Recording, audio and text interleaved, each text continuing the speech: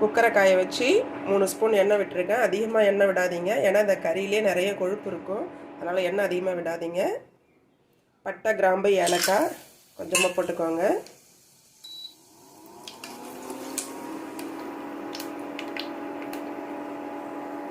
பட்டை, கிராம்பு, ஏலக்காய் பொரிஞ்சு முடிஞ்சதும் கருவேப்பிலை, ஒரு கொத்து கருவேப்பிலை, 2 பெரிய வெங்காயம் பொடியாக கட் பண்ணி வச்சுருக்கேன். இதையும்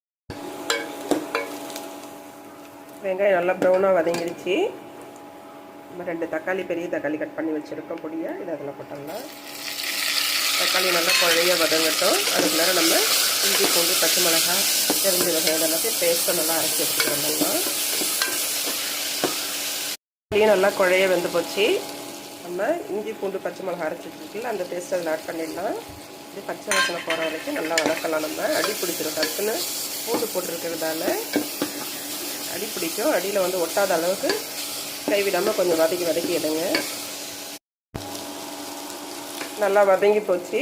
நம்ம இந்த ஸ்டேஜில் ஒரு டம்ளர் தண்ணி, பெரிய டம்ளர் அளவுக்கு தண்ணி, வீட்டுக்கு அரைக்கிற குழம்புத்தூள் ஒரு 3 ஸ்பூனு,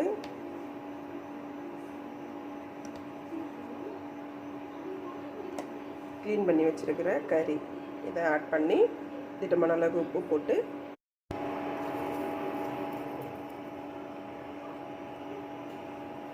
அரை ஸ்பூன் மஞ்சள்தூள் போட்டு நல்லா கிண்டி விட்டுட்டு குக்கரை போட்டு மூடி நல்லா கொதி வந்ததுக்கப்புறமா 5 நிமிஷம் ஹை ஃப்ளேமில் கொதிக்கட்டும்.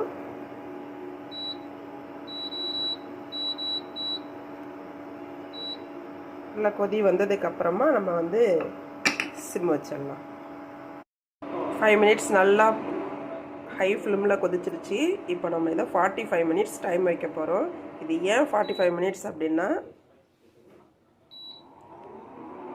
பீஃப் எப்போவுமே வந்து என்னென்னா மாடு வந்து தரையில் புல்லு தரையெல்லாம் மேயும். புல்லு தரையில் இருக்கிற மண்புழு எல்லாமே அது வயிற்றுக்குள்ளார போகும். அதோடைய முட்டையெல்லாம் வயிற்றுக்குள்ளார போகும். அப்போ அந்த கறியை சாப்பிட்றவங்களுக்கும் அதுக்கான எஃபெக்ட் வரும். அதை நம்ம தவிர்க்கிறதுக்காக எந்த அளவுக்கு நம்ம பாயில் பண்ணுறோமோ அந்த அளவுக்கு அதில் வந்து எந்த தீமையும் இருக்காது. ப்ளஸ் குழம்பு நல்லா கொதிச்சு முடிஞ்சிருச்சு. இப்போ நம்ம ஓப்பன் பண்ணி பார்த்துடலாம். பாருங்கள், ஃபைனலாக இப்படி தான் இருக்குது. இதில் நம்ம மல்லித்தழை தூவி விட்டு சாப்பிடலாம்.